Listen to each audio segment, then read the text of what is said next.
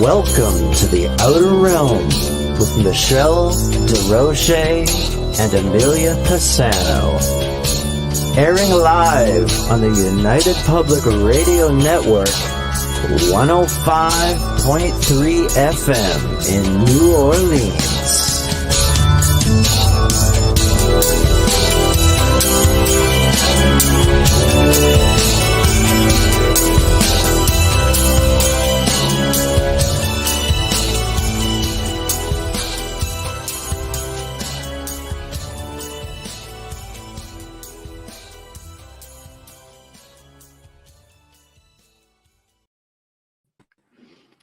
Good evening, everyone. Welcome to the Outer Realm Wednesday night segment. Just noticing for those tuning in, we're having issues with anything Facebook. Our both pages are currently down right now. So for whatever reason, they showed great, but just head over to the Outer Realm YouTube, please. That's where you can chime in or find us on Rumble. You can chime into the chat room there. It's where it's most active. But Facebook is just, they're making it harder and harder for third-party streamers. So just don't be there. Anyway. We are broadcasting live on the United Public Radio Network, UFO Paranormal Radio Network, 105.3, 107.7 FM from New Orleans. We are fully sponsored by the amazing, incredible people over at Folgers Coffee who have been a part of our journey since the very beginning. So thank you, Folgers. We appreciate you so very much. Also, big thank you to Dr. Snick, the Sonic Surgeon, a.k.a. Justin Snicker, for his contribution of his time, his music, and his voice for our intro that you just heard. He's an award-winning composer of Halloween horror and sci-fi, dark wave electronic music, which can be found on all of your favorite streaming platforms.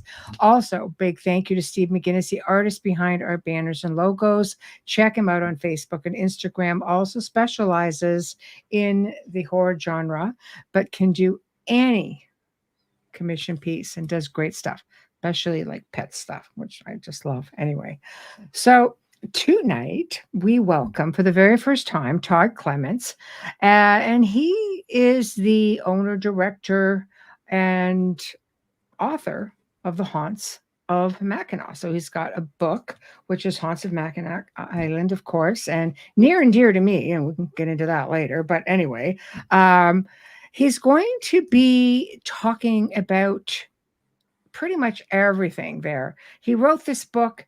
It just did amazing things, and he decided to set up haunted tours and haunted walks. I've been to Mackinac Island, and it's just an incredible place. And I mean, we're talking a long freaking time ago when I was there, and my parents actually honeymooned there, which is kind of a lot of people. It's been around for a long time. It has, and then they took us, so we thought, wow, this is actually pretty cool. And I, knew then at a pretty young age of being in my teens, what was what and what was happening over there. And I just thought, oh my God, I love synchronicities. And this page kept coming up in my profile. And I'm like, I need this. It's like somebody's trying to tell me something. So Todd basically is the go-to guy for anything pertaining to the haunts over here. And there's a lot of history. There's so much to this place. It's just been unreal. So anyway, some of you may have seen him on Ghost Hunters. Some of you may have seen him on Expedition X and other local media outlets, but he's definitely got stories to tell. So we're just going to wait for him to come on in and go from there. In the meantime, I'd love to be able to just mess with this Facebook, but it's just not going to let me. Can I do this? Yes. Why don't we do that while we're waiting it? Okay. So all the names are in. Everybody's there. So I'm picking names. Hopefully you're tuning in, whoever it is. We're just going to, okay. Yep. Put it in one of my favorite vases. I know. Yes, I say vase, not vase. Oh my God. Kathy Henley. Woo! You won the book. Congratulations. I know. Kathy Henley, please message me on Facebook, and I will put it up also on our page. There we go. please message me on Facebook where I can send it to you, where I can mail it to you. Congratulations. You're going to love it. Okay. You're absolutely going to love it. I'm just playing with like Facebook, and I think they're both up. Yay. I know, which is fantastic. So, okay, good. One more thing to go. Head.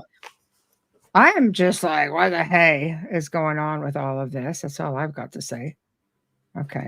Yeah, Mackinac. I was watching tourist videos of it today because I forgot how beautiful it is. Because I know all about the fort part and everything, but when you see the hotel and the history and the families, it's just stunning. Yeah, it's a beautiful place and very fond memories there. I think Todd is coming in. We don't have any image or anything like that. Todd, if you can hear us, you have to give permission, I think, for your camera. Because I just see like a white screen. I don't see like anything at all. So if you want to maybe pop out, come back in. That may be a way to do it. But yes, is it Mackinac Island in Michigan? It is. Yeah. Oh, it's a beautiful place. It is just a beautiful place. Okay, I'm just looking here because I'm seeing things that, there we go. Oh, things are just looking like totally shabby. I'm going, oh, wow. All this stuff. I know. I think the weather too. Hi. Oh, I swear. Think the weather as well. I sent out a package and I've got the receipt here, and I won't say who I used to send it. Right. They charged me $3.28 for gas. That's interesting enough. Really? I'll just drive it down myself.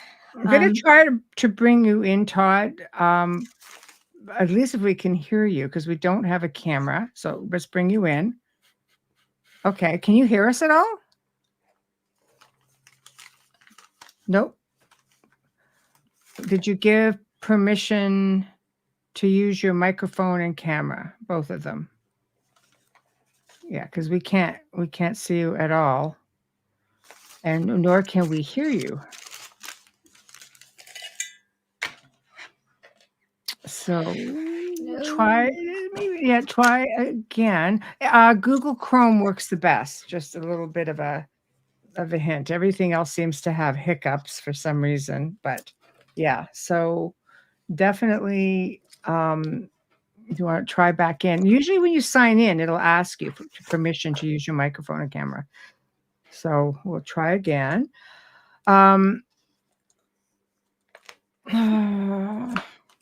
Okay. Well, hopefully he makes it. This is just, I mean, I don't mind kind of going through notes and stuff, trying to show some pictures, but it's just not quite the same, as having like, the guy who wrote the book and everything here with us. So it'd be nice if we can even get the, we're just going to remove that one. Yeah, it's just giving us a problem. Everything's giving us a problem today. It was like Mercury going on or something. I just don't know. It's the clips. We're still in the clips thing. We're still in the recovery of it. Well, all I know, I'm not happy. This is not working in our favor by any means. That's for sure.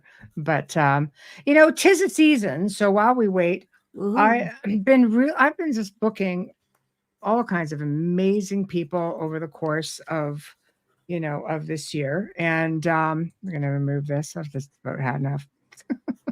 That's all. Anyway, that one's gone. We are full. We are completely booked up now, pretty much all year. We are booking into January, and it's just, I can't get over it. We have like a waiting list, and it's very humbling that people are actually waiting and happy to wait until 6 months, 4 months. It's just very, very humbling. So we thank you all, and we thank you all for your guest suggestions as well. Okay, Todd is here. Let me try to see. Todd, can you hear us at all? Because we can't see you, and we definitely can't hear you. Private chat. Oh, God. There we are. I hear you fine. Okay, working on it. Okay, that's fine. Okay, excellent. Keep working on it. That's great. We definitely I'm glad you're here and you can hear us. That's fantastic. So we'll just leave you here and going to try my phone. Excellent. Okay.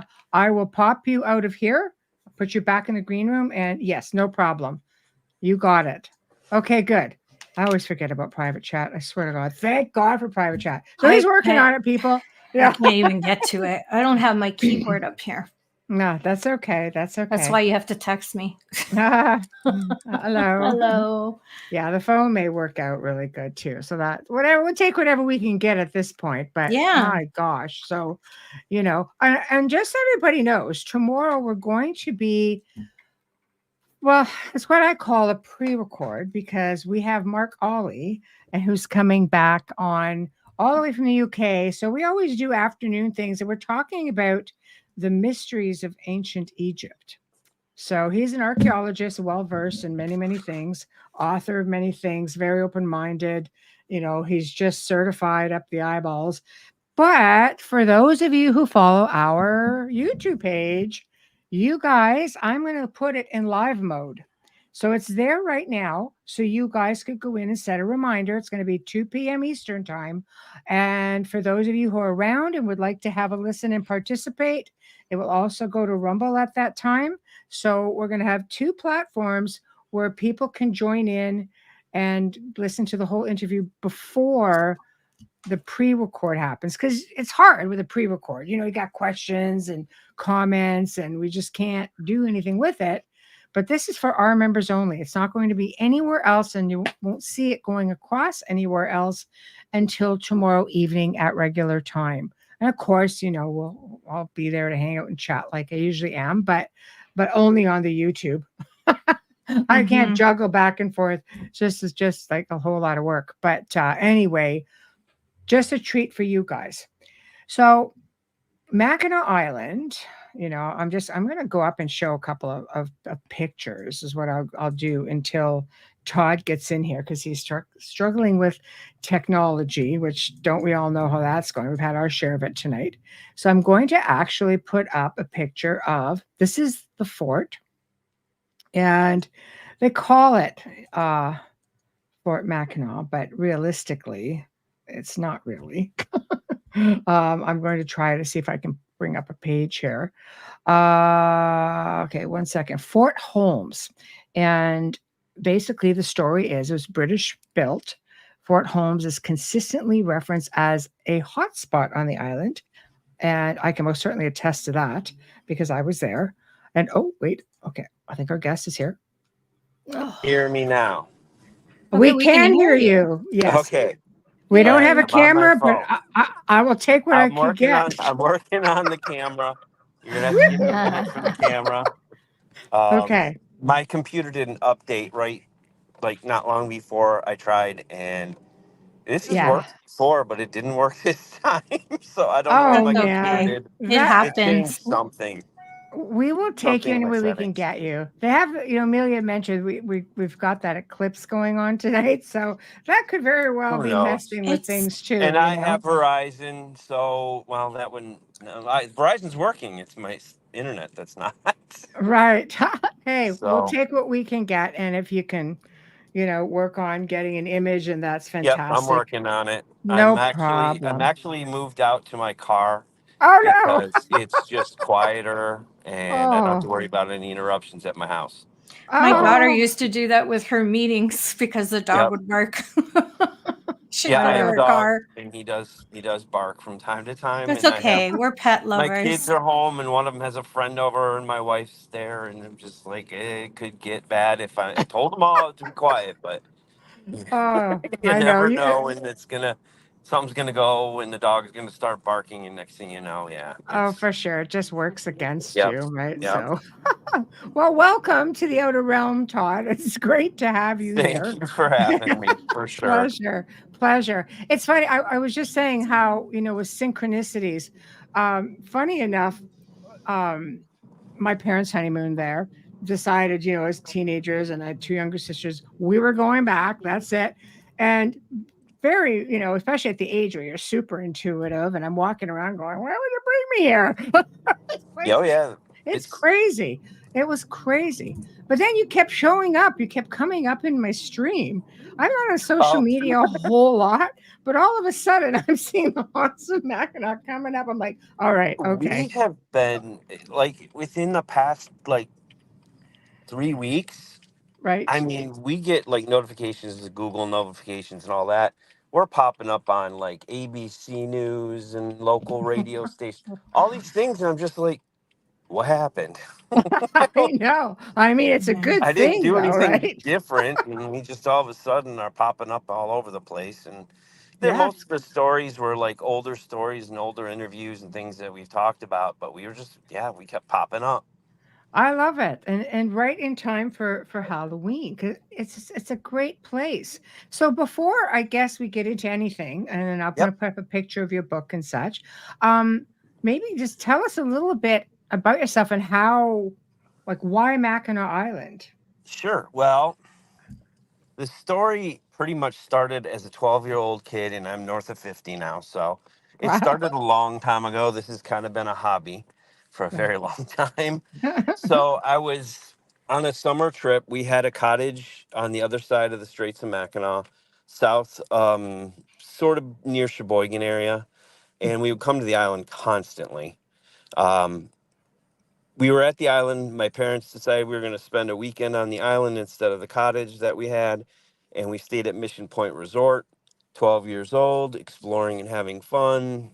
And we were at the pool and we were swimming, and I jumped out of the water, or I should say, climbed out of the water, and sat down in a chair next to my mom. And I'm looking up at these bluffs behind the hotel, probably about 70 to 80 feet high.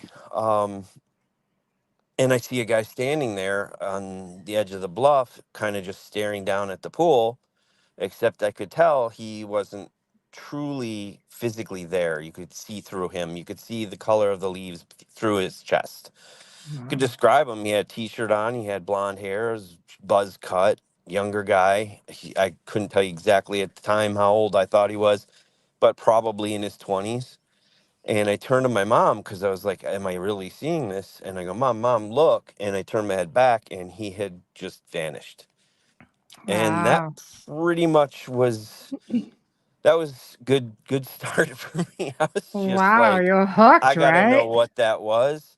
I gotta know what I just saw. The TV show In Search of with Leonard Nimoy was on at Oh, the of time. course. Yeah. So I was Yeah. watching that every weekend. I was reading books by Hans Holzer. I got the Yep. Time Life series. I was doing all these things, hearing about this couple called the Warrens.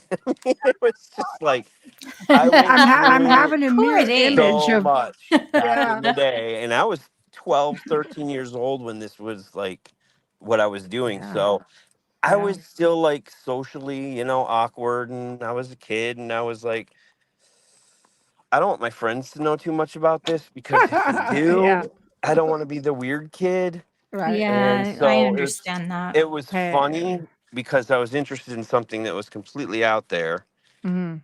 but I'm trying to do something. That's okay. Kind of losing you. I say embrace the Okay. weirdness Okay. personally. Are you still there? Yes. Hmm. Yes. You Okay. good? All right. Well, the video didn't go on, but the audio got better for me. Okay. So I don't know. Yeah, we can hear you fine. It's We'll just okay. we'll keep going. You can put up a picture of whatever you want. A Yeah, turtle. yeah. And, like, can you see Um, the screen okay? Like, you can see I us? can see you guys, but Okay, I look perfect. like just a little white dot. So I'm not even Yeah, sure. There's yeah, my book. that would be you, the dot. But that's okay. Well, Yep. that's okay. So this is your book, The Haunts of Mackinac. So obviously this really stayed with you, and you decided to It write a stayed book with about me, it. Yes. and so over the years, I mean, I found some friends who were also interested in the weird things over the years. When I was probably 14 or 15, I met a few friends who were kind of into all this ghost stories and UFOs and cryptozoology, and we started doing a little here, a little there. Nothing like you would do an investigation now. We're talking cassette recorders and dowsing rods. Right. Um, And if the place looked haunted, we'd try and get in there. And if we heard someone trying to come in the place, police, security, we didn't know, we just run. So it was pretty. That's a That was spirit. when we Well, started. there's no cars there, so. And you got to think, well, we do them on the island. We do them all. We did them other places too. We didn't live up on the island. We live in Metro Detroit. So we would just try and find creepy places here. Right. Sometimes it wasn't the safest thing. We had one time we ran into a homeless man who wasn't safe. Oh. And we had to basically run. Wow. Right. So Right. we stopped doing a lot of the investigating in abandoned buildings in Detroit. Mm-hmm. Just because they looked creepy didn't mean there was anything happening. We were kids, though, so we thought if it looked creepy, maybe it's haunted. Nobody lives there. Right. So eventually, I went to college, did a degree in psychology and communications, and I always had the hobby of the ghost hunting in the back of my head, and I always was looking for something to happen. But there wasn't much other than television. There were some groups. There weren't many groups at all. There was no huge television shows or anything like that. I mean, we had unsolved mysteries and sightings going on at that time. And so I decided one time, or my wife and I went up to the island. I'd been going to the island for years. Almost every year before that, I'd be on the island 3 or 4 times in a season minimum. And I knew a lot of the ghost stories up there just from talking to people from when I was a kid, saying, is this haunted? What do you know? Is this a ghost story? Oh my gosh. So I had a collection of ghost stories from people on the island, workers and people who live there permanently, like year-round living or year-round residents of the island, which there are about 500 people who live there year-round. Wow. Most people think it shuts down. It doesn't truly shut down, just shuts down to tourists. Right. Yeah, that's their quiet time. Yeah. Yep. Right. So around 2003, my wife and I were on the island. It was snowing and raining. It was October. Right now, it's actually not too bad. It's cool, but it's clear and it's dry and it's not so cold that you have to worry about snow. But when we were there, it was snowing and raining. So it was really miserable weather. We go to the bookstore and I asked the manager of the bookstore, do you have any Mackinac Island ghost story books? Because I was been interested in the ghost stories here since I was a kid. I've never seen a book here. And I'm just wondering if anything's come out. She goes, we don't have one, but I wish we did. Ah. Oh. Bing, bing, bing, So, bing. Right. Right. Wow. So at the time, I was doing a little bit of freelance writing. I was doing training manuals for small businesses, technical writing, which if you write is not fun. It's really kind of just like writing instruction manuals for people to do their jobs. It's tough. That's a hard job. Yeah. I know someone who does that. That's not easy. No, and they don't, and no one that you're watching likes you because the boss told you what to expect and you're supposed to do. It's just not, you're kind of in the middle and you're this outsider. So I didn't really like it, but I said, I think I'm going to give it a shot. I'm going to try and write a book. So I took a lot of it took 3 years to write the first book because I was getting the information I had together, trying to remember the stories that I had heard, talking with other people that I did still know, that I knew that were on the island that had some ghost stories. I would go to the island and just do what I did when I was a kid and say, do you know anything that's haunted, any ghost story? You know, if you know anybody, I'm looking. Right. So I started with that, but I wanted to do something where some ghost story books are just about the ghost stories. They don't talk too much about the history. I wanted to find the history that wasn't easy to find. So I was doing some real research. I mean, the book is just touches on the research I've done in the history department of it. There's a lot more history, but I tried to make it tourist-friendly history, easy to read. The history is fabulous, though. Yeah, it is. Yeah, I did brief histories on the locations. Some of the research I did was University of Michigan has a archival library where you have to sign your life away to go in there, and they take your camera and they give you a pencil, a piece of paper, and a pair of white linen gloves to look at things. Oh, wow. Then they bring everything to you in a room, and you just have to take notes. I'm finding things in these notes and some of these things I'm looking at that I'm like, I have never heard of this or that. Wow. And there's people who live on the island who didn't even know about some of the things that I had found in the history and the archives. I That's found out about, crazy. name it, murder, Wow. suicides. I found out about fires. I found out about the attempted mutiny at the fort. That's well known, but I actually got to see a letter that a soldier wrote to his parents about the attempted mutiny on parchment paper. Mm-hmm. So I was just like, this is Incredible. really cool, really cool history Yes. that I'm actually seeing like a part of history. Mm-hmm. Mm-hmm. And then I But worked with the state park up there, Mackinac Island State Park, and worked with them, worked in their archives. Just lots of just anything that had to do with anything strange, weird, unusual sightings, photographs, just whatever I could find.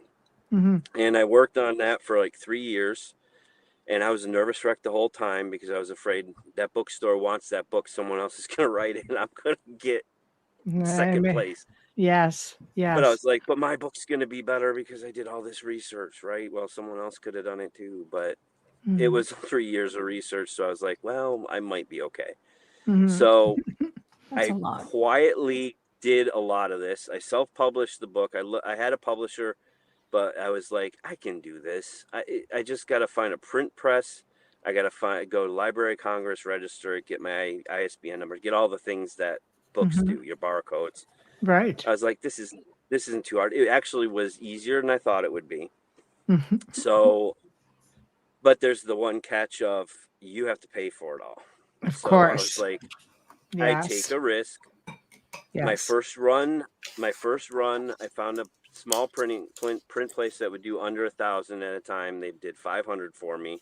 Wow. And That's substantial. went up to the island. Mm-hmm. Yeah, it was a chunk of change, but I was like, I can do it. Mm-hmm. Basically, it was, I don't even remember how much it was, but it was still, a little over 1,000. It was just, right. It was just over $1,000, I think, to do the first run. Right.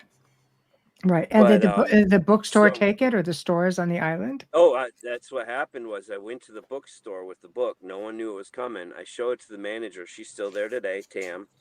And I show it to her. And the one thing she said was, finally. Oh, I figured that was a good sign to that's hear that. nice. Yeah. And she took 50 books right there on the spot, said, yeah, this is going to sell.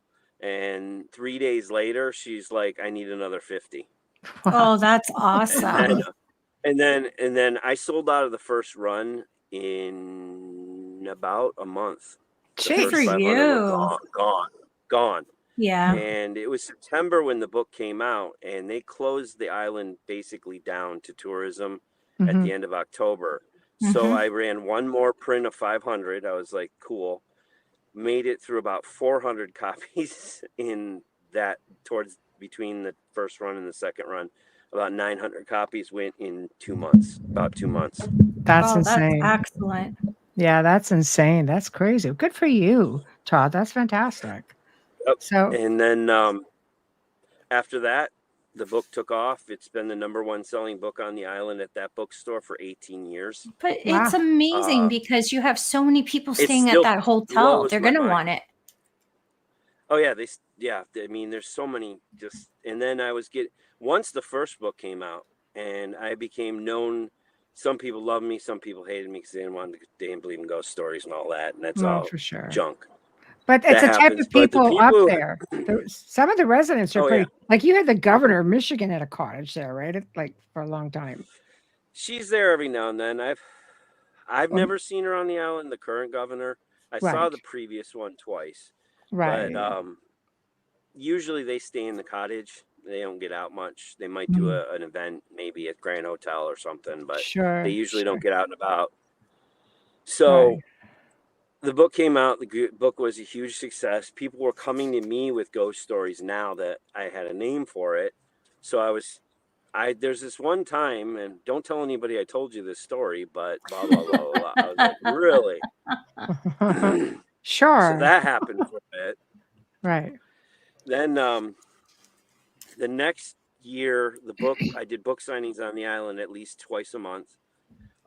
Sold a lot during the book signings, was still very green in the book world and didn't know what I was doing, but I just figured you just talk to people, sell it. Tell your story. Tell them everything tell my story. Yeah. And I'm that, sure they were happy to meet you as well because oh am I yeah, coming too yeah, loud, yeah. Michelle? Okay. I saw your My face. earbuds are in. I'm going. Oh no, I know. I have to. I can't hear myself, so I'll lower that. That's okay. I saw your face and I'm like, okay. Got a I'm little glad I bubbly- looked up. You have a little Sorry. bubbly voice. That's right. And it's like, what the hell going on?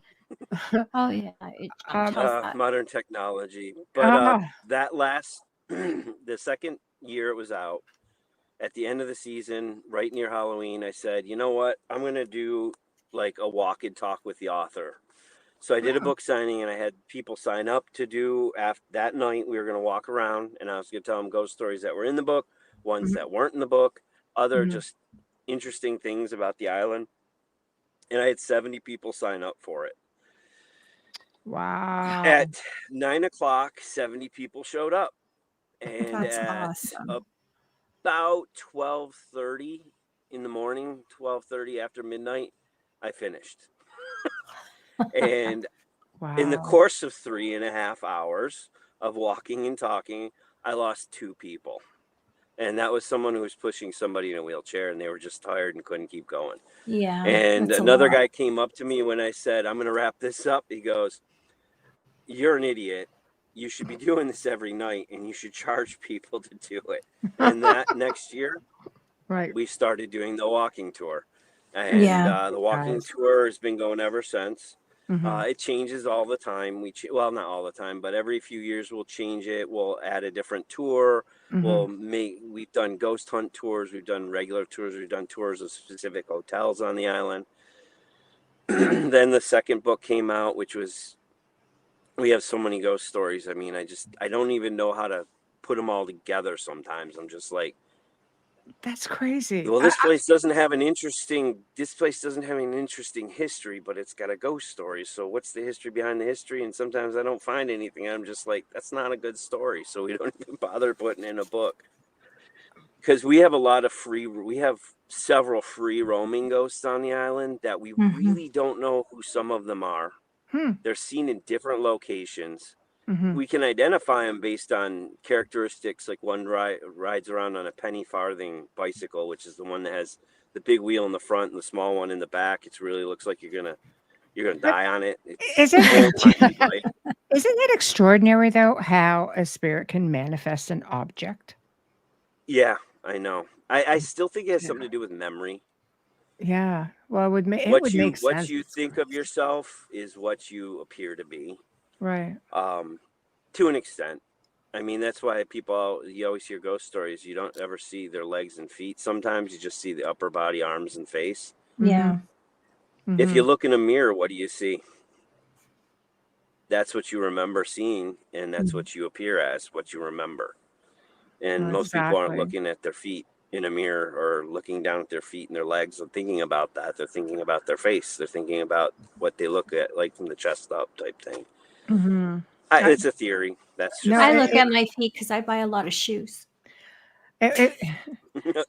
You might appear as a pair of shoes. So I have to ask, what do you think? Yeah. I mean, let's go back in time a little bit with some of the tragedies. How many, and then maybe you can let us know, like, how many of the hauntings revolve around the tragic history, and how many maybe are more recent? Okay. We have happy haunts, we have sad haunts, we have scary haunts. We've got residuals, we have all kinds of different ghosts on the island. I've seen a few. I mean, people think you're gonna go look for ghosts, you're gonna see ghosts. Since I was 12 years old, I've seen 5, and I've been looking. So I don't see them all the time, but when you see them, you never forget what you saw. It's really something. I mean, we've had other things. I've had physical contact twice. Yeah, just anything you can imagine. We've had sort of conversations through equipment. I'm sure other people have done that, but we've managed to find the history on some of the ones that we interacted with. One of my favorite stories is one that we didn't have a ghost in this one spot. It's at Mission Point Theater. There was no ghost of a woman, There was a ghost of a little girl, and there was a ghost of who I think I saw when I was a kid, Harvey. Mm-hmm. So we had those two ghosts. We'd have little interactions here and there. We knew the little girl wouldn't come near men. We don't know why. She's scared of men, but she'll approach women, and she'll approach toys, but she won't approach men. There we go. She might have been abused. Then all of a sudden, that's what we think. We think something happened where something happened with a man. She's scared of men. He could have killed her if she's little. That we don't know her name. We've had a couple, so we had no idea what her name was. She goes by the name Lucy or Abigail, depending on who you talk to.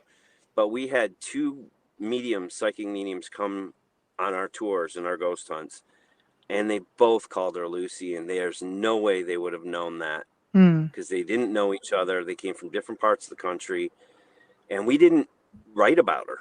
There was no story about her. Anybody. We didn't talk to anybody about her. You had to basically be on one of our ghost hunts to ever hear that name. So we really aren't. We don't think they had any connection at all. And they both said Lucy. Her name's Lucy. So we just started calling her Lucy. We don't know if it's actually her name, but that's what we call her. Oh, boy. But there was then we were investigating there in the theater for probably 5 years, give or take. We never had an adult woman. Nothing. And then all one of a was sudden, murdered there. There's been a few. But which one. The first one, I can't remember her name.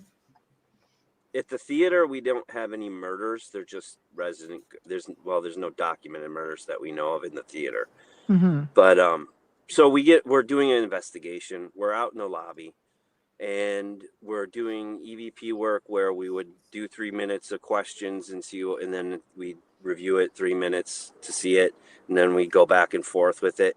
Now we do real time with headphones and everything, so we hear it as it's happening. But this is a while ago.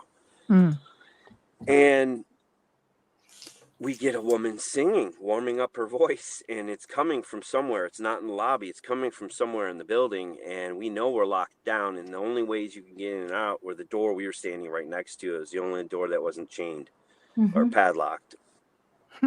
Like, okay, everybody's here in the lobby. Right. We had one woman with us, and she's with us in the lobby, but we've got a recording of a woman warming up their voice coming from another part of the theater building. I find that. So we're like, wow. Sorry. I find that theaters are really haunted. Yeah, I think it's to do with emotion, something. Yeah. People get very emotional in theaters, and I think it somehow charges the atmosphere of a theater. I also think it being artistic as well. Artistic people who are a little bit like, not that anybody can't be open, but I find artistic people tend to be a little bit more open than most. Yeah, for sure. Absolutely. I do know a lot of artists that are in the paranormal world. Right. But so we get her voice recorded. We finally figured out where the sound was coming from. We went around to try and debunk it and figure out what it was, where it was coming from. And we had people making noise and going la la in different areas in the theater. And we were recording it to try and figure out where the acoustics would work. And it worked basically when we had someone on the stage in the theater singing noise, basically trying to sing. They couldn't sing that well, but the acoustics, the reverberation, everything, it was the right volume. It was the right distance. Everything sounded very similar. So we're like, the voice must have been coming from the stage, and there's nobody on the stage.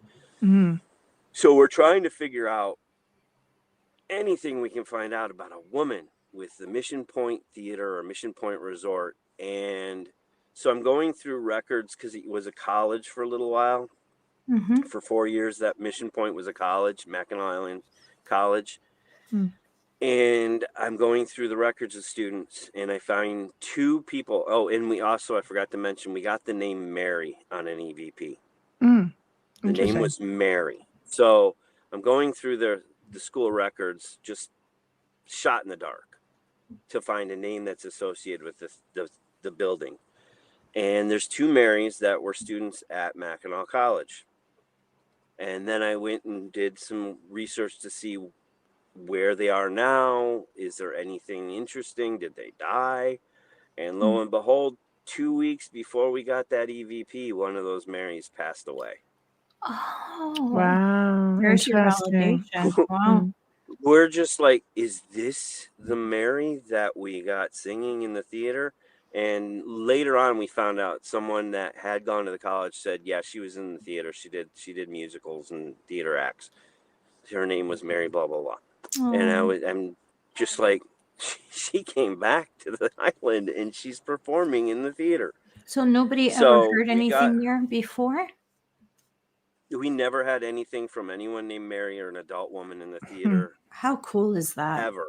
Yeah. And then we got one. Wow. And then we found out that someone named Mary that was associated with the school had just passed away a few weeks ago. That's crazy. We're like, this could be her. We never have been place. able to confirm it's her. Yeah, it's her happy place. Mhm. We couldn't. There's no way, obviously, you can confirm it's them. I mean, ghosts don't carry ID and things like that, and we have no Right. photos of her, so we don't know what she looks like. And we've never seen the apparition of a woman, or I've never seen an apparition of a woman in the theater. We've got the little girl. We've got a shadow figure, and I've seen Harvey in the theater myself. But so if maybe 2 years later, a year later, we're doing a public investigation in the theater, and we're doing it with the general public. And there's this guy who's never done it before, and he's sitting in the seats, and he's like, guys, this is like really cold, and this thing that lights up you gave me is going red. It was a K2 meter, but it was going red, and it shouldn't have been going red where he was sitting. I was like, do you have a cell phone on? Is there anything electric on you? He goes, you guys told me to shut off my phone. My phone's off. Here it is. It's turned off. And I took a millimeter and put it where he was getting, and it was registering like 90s. So it was pretty strong for no electrical interference. And also what we noticed was the temperature. You could feel it with your hand. Was about 25 degrees cooler. It's about 25 degrees cooler than the surrounding area. Yeah, traditional cold spots. Right. Yep. And the millimeter showed it. It showed the temperature was colder. So we'd pull it out, and the millimeter would go to 0, and the temperature would go back up. You could put it back in. You could in and out. Didn't matter. And it was about the size of a person. So I'm just like, holy, you know what? And I'm just like, we got to get this. This is real. This is something right in front of us, and we can't see it. We don't know if it's there. So we didn't have audio equipment going at the time, because during public investigations, we did a process. And at the end, we would try and do audio. But I was like, I got to get this out now. We got to see if something's going on. And literally, I hit record, and I tell everybody, just stay quiet. We're going to see if we can hear anything. And she is already singing right next to the recorder. She's singing while I'm talking. And it's a pleasant song. I mean, she seems happy. And that was one of those moments when you're investigating where you're just like, yes, this is why we do this. Right. Did you feel that it? Oh, sorry. No, you go ahead. I said, do you feel like it was like residual, or do you feel that it was an intelligent? I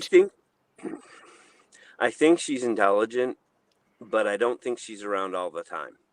Got it. Because we could go years with nothing from her, and then all of a sudden she's around. Okay, interesting. So we're not sure with her. Yeah. Oh yeah. Yeah. We don't know where we go, but No, it's a good thing, because it means she's there of her own free will. She's not stuck. Yeah. Have you ever spoken or found her family? It's kind of a touchy area. I don't like to go when we find a ghost and we think we know who it is, and go, oh, by the way, your mom. Yeah. Oh, no, I didn't mean it like that. I meant, like, did they come forward hearing the story? Because, I mean, word travels fast. No. Small island. I mean, she's not from the island. She was a student that came to the island. I don't even think there were any students that were actually local. And no yearbooks. I think they were all. There's yearbooks, but the thing is there wasn't a yearbook for everyone, and there's people missing in some of those yearbooks, like our most famous ghost. I've only got 2 pictures of them, and those were lucky finds. It's because it was the 1960s. Very small college. Yeah. There wasn't, I mean, might have had 150, 200 students. I know, but I don't have any paperwork in front of me how many there were. But there was not a lot of students. It was cold in the winter. That's part of the reason that they closed down, because the students didn't want to be on an island with 8-foot snowdrifts in the middle of winter. For sure. And nothing to do except school. Yeah, harsh living, harsh times being in school. I've spent some time there in the winter, and The Shining is a good example of how it. You're on Lake Huron. You have there's people there, and I mean there's families there, but they have school, and there's tons of school functions and sports and things like that. But if you're just like just you, and you might know a few people, but you get that isolation, and it's creepy. I'm not gonna lie, it's creepy. I love it. Oh boy. So do you ever have any Native American encounters? Because I mean, this would have been home base for several tribes, and you had burial grounds, and you had sacred fishing grounds, and Mackinac Island was basically, in some tribe, I mean, every tribe has a different story, but it was where their great god Geechee Manitou lived. When he came to Earth, that's where he would stay. He would stay on Mackinac Island. It was sacred land, and you weren't allowed to war on this land. You weren't allowed to do anything that would offend the gods or Geechee Manitou on this island. So when tribes would get together on this island, it was basically peace. They could negotiate things, and there would be peace. They couldn't do anything about it. They'd have to leave the island to have a problem. But what happened was, at first it was Native American chiefs and medicine men and very, very important figures in the tribes would be buried on Mackinac Island. It was sort of like their Garden of Eden. It's where man was born in some of the tribes' folklore or legends. So they would be buried there because it was a very sacred place. Well, eventually everybody wanted to be buried there, so lots of Native Americans were buried there. And unfortunately, if the ground was deep enough to bury someone, there's probably been somebody buried there. There's stories. You have to. One thing I always say about history: the history, the way we see it today, is not what it was like for them to live through it. So, yes, that's true. A lot of people will say, "Oh, that's horrible. How could you do such a thing?" When it comes to them finding bones, and it's just like, it was a different time. Isn't there a space there? Is it the museum or one of the spots on the island where it's all bones, and you look down into this pit that's this long array of bones? Is that still there? I know there's no. Yeah, it's called the Black Hole. There was a set of human remains, but they moved them. I think they're buried out at one of the cemeteries now. Okay. No one ever come out and said it was Native American or it was European or American. No one said what it was, but there was a set of bones. But when they built the foundations of the Grand Hotel, they found hundreds of bones. What happened to them? We don't really know, but we do know back then they didn't care. They would just chuck them in the water, throw them in the garbage. True enough. Get it out of the way, because it's in the way. It's hindering what we're trying to do. I mean, nowadays, it'll be archaeological. Well, you have protocol now. You didn't have protocol then. Tribes would have to come in and say, okay, this. And we do have an example of that happening more recent, but the fort was trying to wanted better food, because they were basically living off dried meats and fish and whatever they could get and shipped up to them. So they wanted to have a farm. So they decided to put a farm in front of the fort, which is Marquette Park today. And they dug the land up and tilled it up to make it so they could farm it. And they found over 1,000 sets of human remains in the park. And if you've ever seen the park, if you ever look at a picture of Mackinac and you see Fort Mackinac, Yes. It's the grass in front of the fort down below. Right. That's the Yeah. entire park. That's where Wow. they found 1,000 sets of human remains. What happened to those human remains, we don't know. They didn't write about that in any of the history or journals or So anything. they don't even know But if it was British soldiers or if it was indigenous. Oh, they know it wasn't. No, they know it was indigenous Okay. because Wow. this would have been in 18. I mean, I've seen one photo of the farm in front of the park, in where the park is, Mm-hmm. and I believe it was.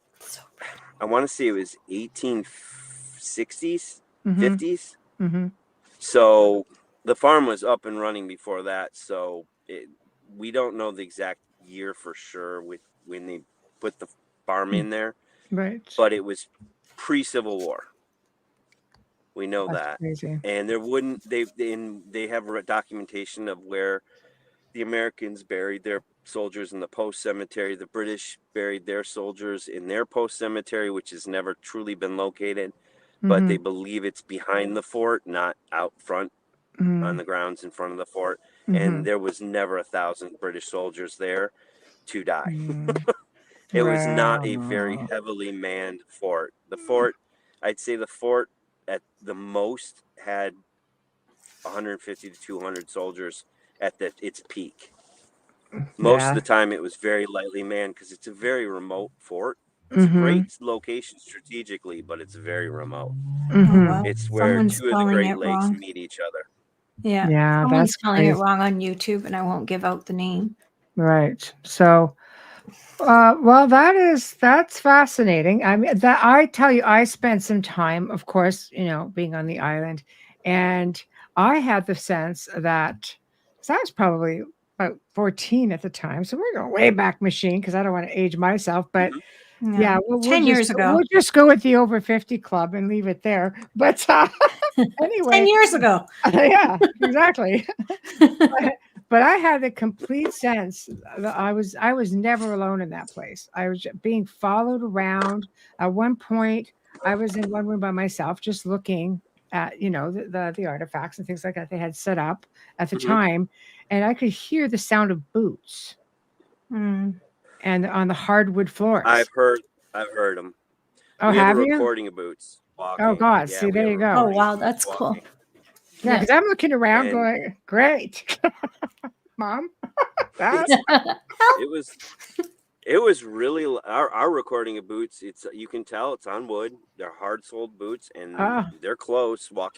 They were walking towards us. It's like you can hear 3 or 4 steps coming to you. That's exactly what it loud. sounded like. Is it Thank you for residual that. then?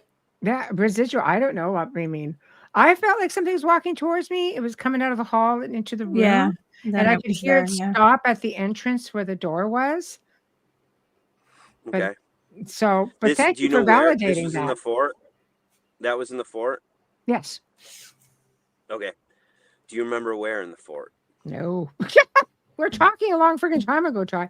I remember, I don't know. I just remember walking around. It was coming into the entrance. It was like I can look at the long building, and I know I was in the long building and I was upstairs. That's all I know. Okay, so yeah, I'm thinking it's probably there's a gift shop on the first floor, museum upstairs. Well, I was looking at artifacts, so that would make sense. So I don't know, maybe they're coming up. At the time it came up, and it felt like there was a little bit of a hallway between the space. It could have just been a display, but I just felt something coming, and it came up right up around the corner, came right up near the entrance because I was standing up where I had come we do up. have there's a number of ghosts at the fort. We've only been lucky enough to investigate it maybe 4 times, and it's kind of a rushed investigation because you have to rent the fort to do it, and it's not cheap to do. That's normal. It's like that here too. Yep. Yeah. It's a lot of money to rent the fort, and we had Strange Escapes. Amy Bruni did Strange Escapes. She came up she's been up several times, but 2 of the times she rented the fort for that. Oh, she's and so we did nice. dinner there, but Yeah. we also did investigations for about an hour. Mhm. So when we had other people who have come up and done investigations and rented the fort with, it's usually a pretty good sized group of people Yeah. because everybody pays for a ticket, and then we get enough money to access the fort because of it. Mhm. But And that's how you we maintain it, right? investigated. Yeah. Oh yeah. Yeah. Mm. It does help. Mhm. Well, But I read one article where they thought when it was an investigation and it was thought that, oh, we're going to get British soldiers, and they had a voice done in Ojibwe. oh yeah, that's not at Fort Mackinac. That's up at Fort Holmes. Oh, Fort There's Holmes. 2 Okay. forts on the island. Oh, okay. Fort Okay. Holmes is a very small outpost style fort. It's Got not it. big like Fort Mackinac, Okay. but Interesting. they reconstructed it. When we did I was actually there when they had that Ojibwa, and I was the one who recorded it. Oh, that is so Beautiful. cool. I love It that. was another group of it was a group. It was a Haunted Travels, the Haunted Got it. Travels group, Oh, I wish Right. you brought and that. we were up there. We Right. were up there, and we were basically before they reconstructed the fort. It's a replica that's up there, but it was just a dirt mound and a gate. Right. It was just a square dirt mound that was the old fort. They had some wood on the top, and like you could tell there was something used to be there, but it burned down twice. The Mm. originals. Well, So of they course, just always. reconstructed it a few years ago. Mhm. Yes. So we're sitting inside the square, Mhm. the square of Hill, and we're sitting in one of the corners, and a bunch of us were sitting there, and we were doing an EVP session, just seeing if we could get anything, because there are reports of British soldiers roaming the fort. There's usually 3 of them. There's a short one and 2 average height ones, and that's what we thought we were gonna get if we were gonna get anything. And then we're like, we had a guy with us who had a medicine bag around his neck, and he has Native American blood, and he's just like, let's put this by the recorder. It's a peace offering. It's basically, if anyone's here, maybe they'll come and say something. Puts it down. Within a few minutes, we get Ojibwa, and they see Miigwech, and it's clear. We could hear it says Miigwech, and I'm like, I have no idea what that means. Well, he knew Ojibwa, and he translated it, and then I fact checked him, and it's true. He was telling the truth. It means thank you and appreciation in an Ojibwa tongue. Oh, that's Aw, fantastic. I love Wow. that. So we got another language saying thank you. That's excellent. Aw. That's excellent. And you feel good about it, right? You don't feel like you're Yeah, oh, yeah. intruding. No. Oh, I mean, that's I'm awesome. the type of investigator that is very, very appreciative, respectful. If they tell us get out of here, we leave. If they say they want to say something, we listen. We say thank you. We say I'm very polite. I'm not one of those run into the building and scream, "Come get me" types. No, yeah. I mean, Same. Yeah. I even explain the equipment and how it won't harm them. It just lights up. If you get close enough to it, you can actually move the lights by approaching it, or you can change temperature, or you can make all kinds of things. We have all us ghost hunters, we all have lots of toys. Of You course. have Preaching to the choir. but you have a Yeah. soothing voice, so I could see why they can, they're comfortable communicating with you. Well, You have a sweet, yeah. I'm just, I always tell everybody I'm as normal as anybody else. I just just me. I'm just laid back and try not to stress about anything. And I approach everything as calm and kind as I can. But sometimes that backfires. I could tell you a story about when it backfired. The stage is yours, so take it away. So we were doing an investigation, and there's a sound stage. When it was built, it was the second biggest sound stage in the world, which is next to the theater. It's not even close to the biggest ones today, but back in the 60s when it was built, it was huge. It's where they did most of the interior filming for the movie Somewhere in Time, was in that sound stage.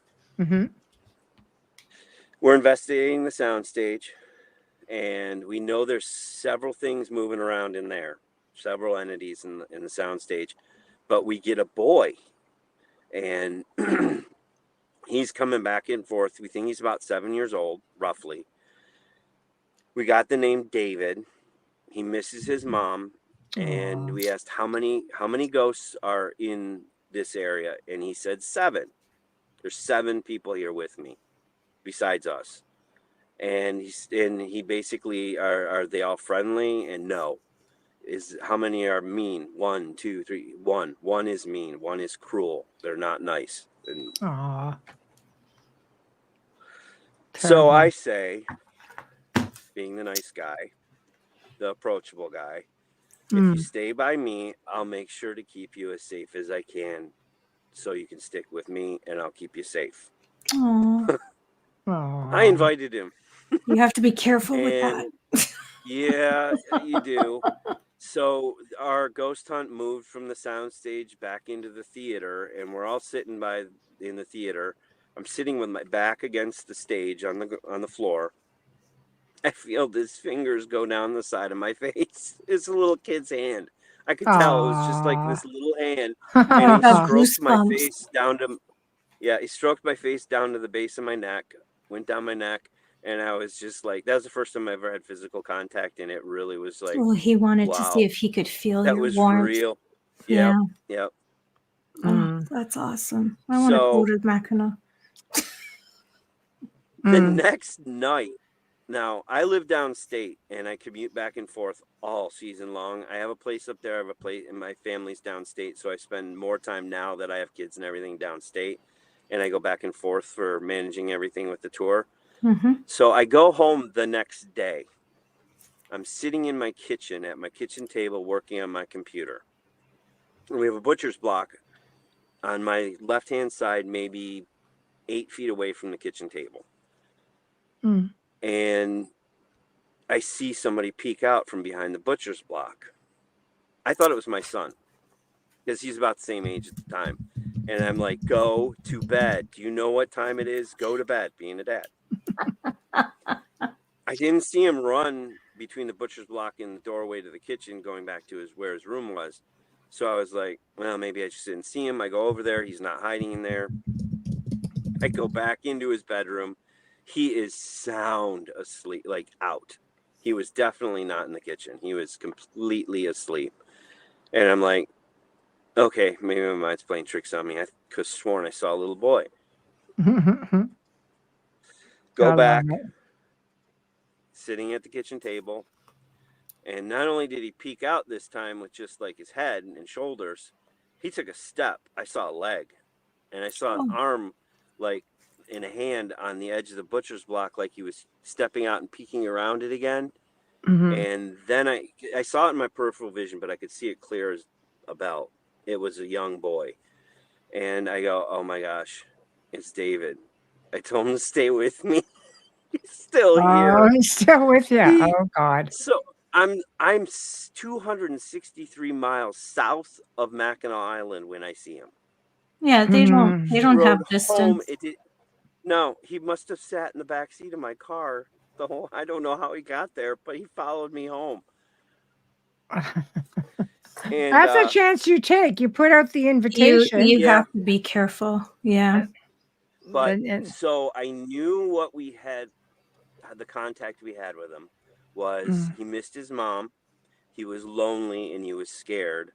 So I just sat there and I'm just like, okay, what can I do? I don't want him following me around. There's a place he belongs and it's not in my kitchen.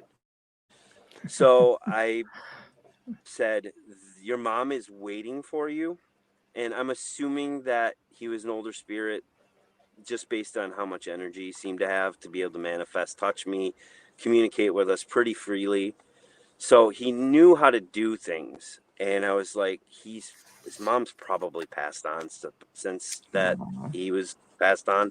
I was like, go to the place that is, if you see a bright place, a warm place, your mom is there. She is waiting for you. She's been waiting for you for a long time. You need to go to her now.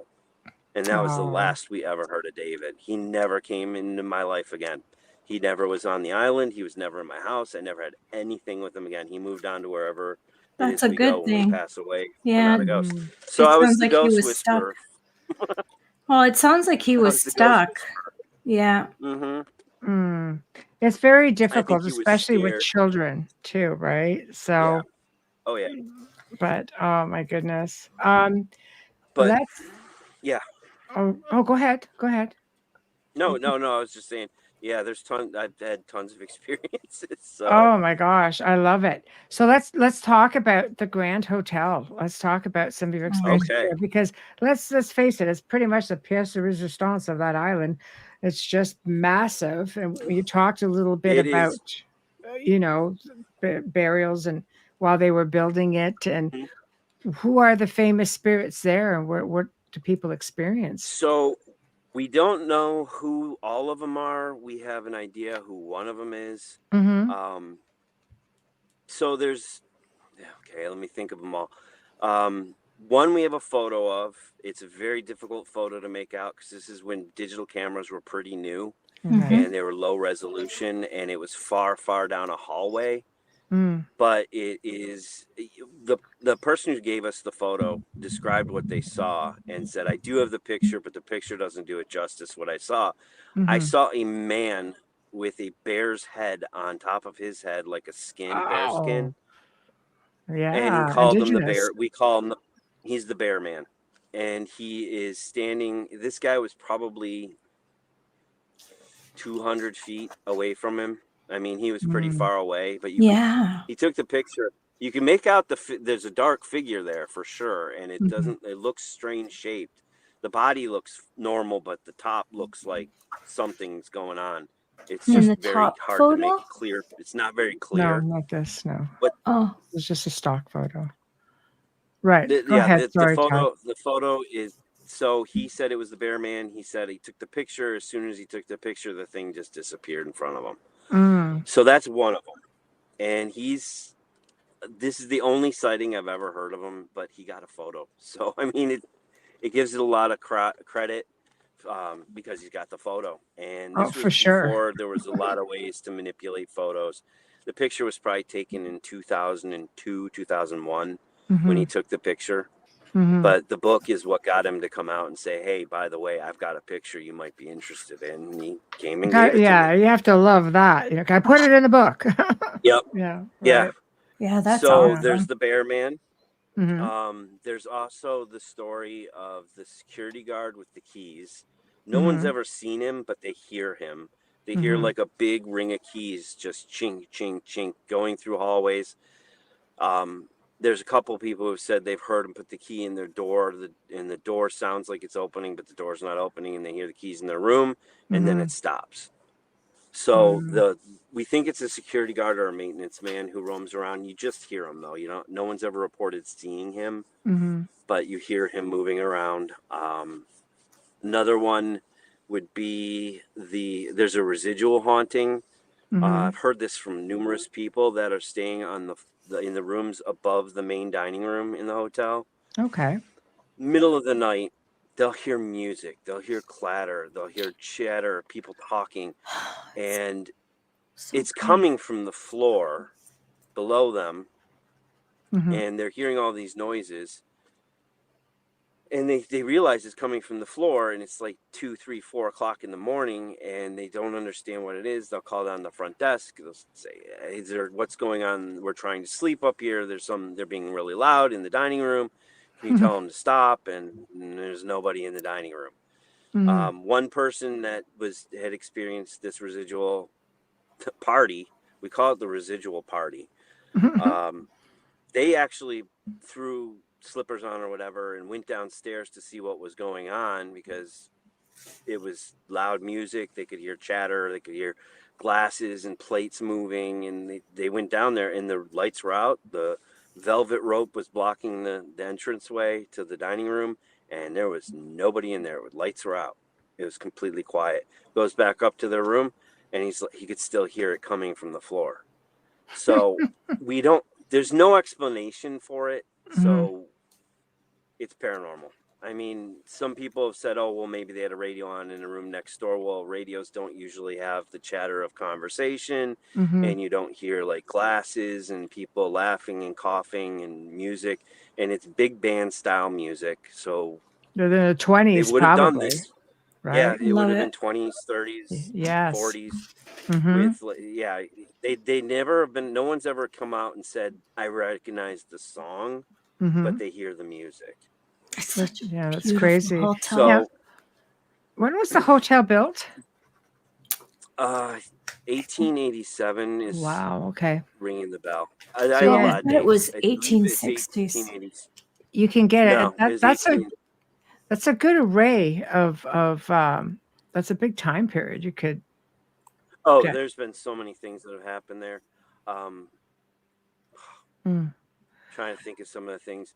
The phonograph was introduced to the public at Grand Hotel. Wow. Mark Twain stopped there and stayed there. I mean, there's been people that, over the Mm-hmm. years, there's been a lot of different. Mark Twain not long before he passed away, went on Wow. like a world tour, speaking tour, and he Mhm. stopped at Grand Hotel. Mm. There's been numerous Beautiful. presidents who've stayed there, heads of state. I mean, Mm-hmm. celebrities. Yeah. Unbelievable number of celebrities who stayed there. Mm-hmm. 5 U.S. presidents. Yep. 5. Harry Truman, John Kennedy, Gerald Ford, George H.W. Bush, and George Bush and Bill Clinton. Well, we know Bill's been everywhere. Mm. But anyways, yeah. But Wow. and then there's been a lot of people have stayed there over the years.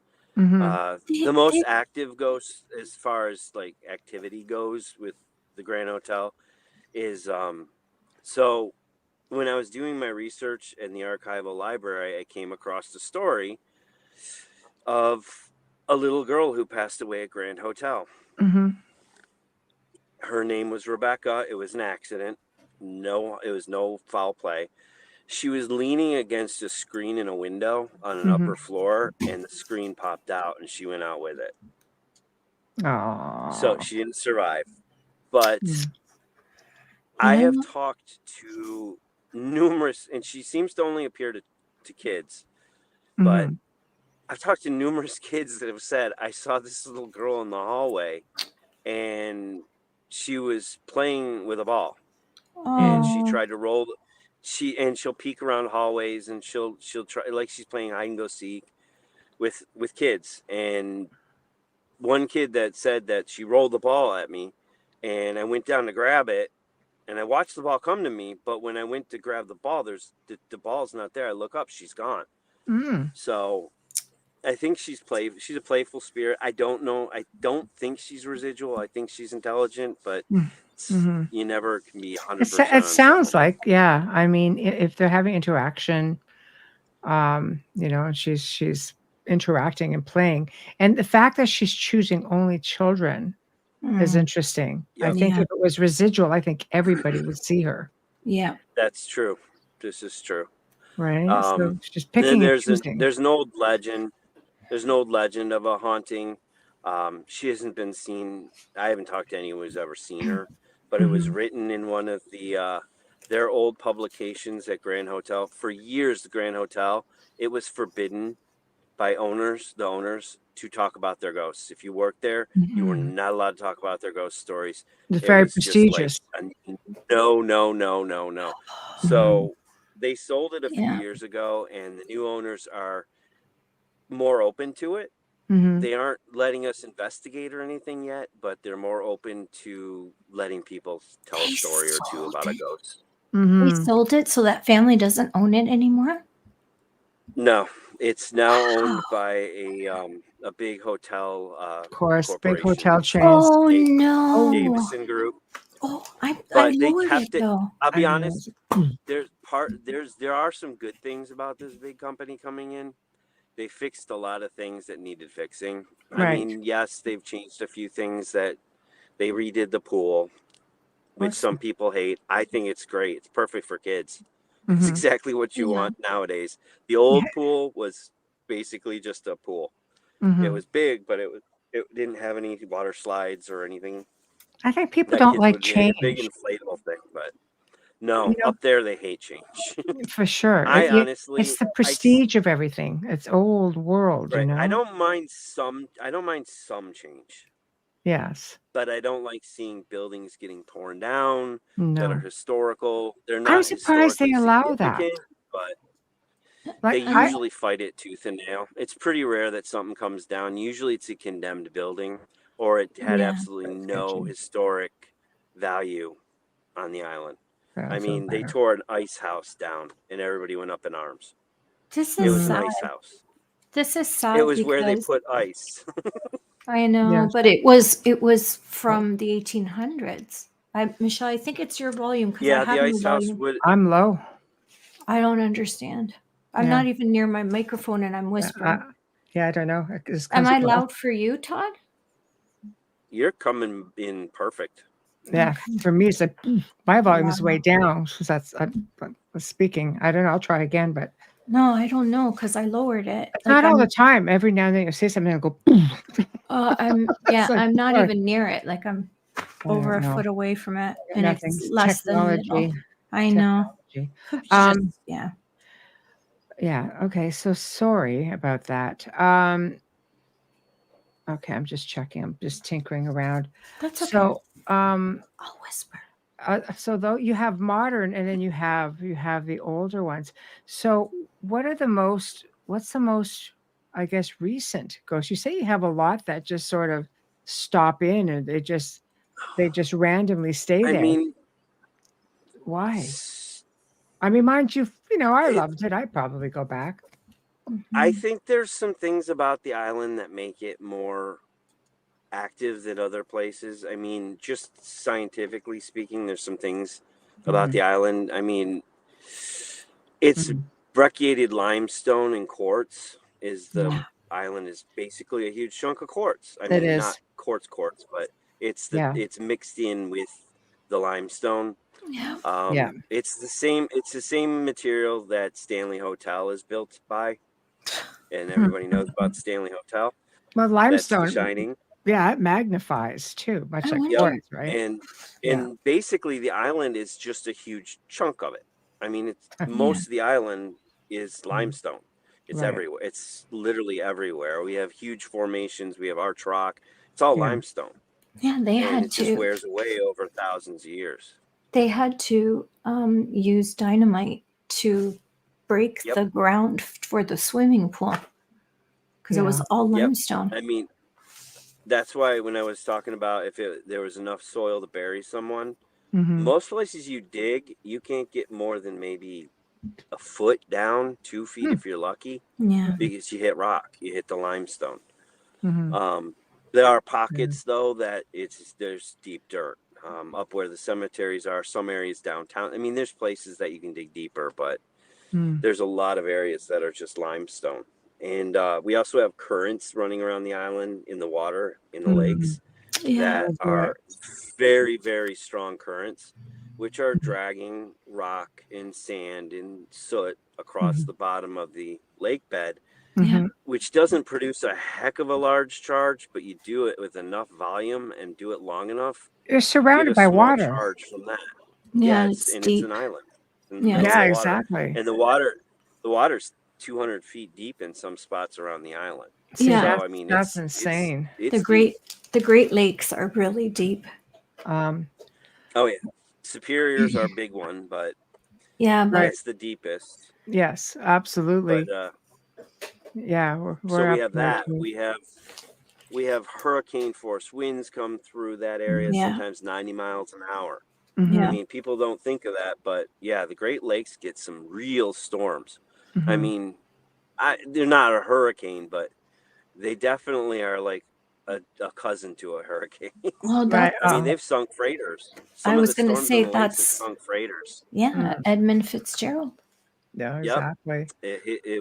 It was huge waves, and they believe it broke in half when it Yes. went between two waves. Yeah, apparently it did. Because it's in two pieces at the bottom. Yeah, Mhm. it's really. But it's sad. so deep that you have to actually go down with like Mhm. ROVs. A person can't go as deep as it's sitting. No. It's too deep. I mean, they managed and to it's get dark. there. They were It's able like to going through retrieve the sea. ship's bell, right? So, Yep, and the bell yeah. is sitting in the museum.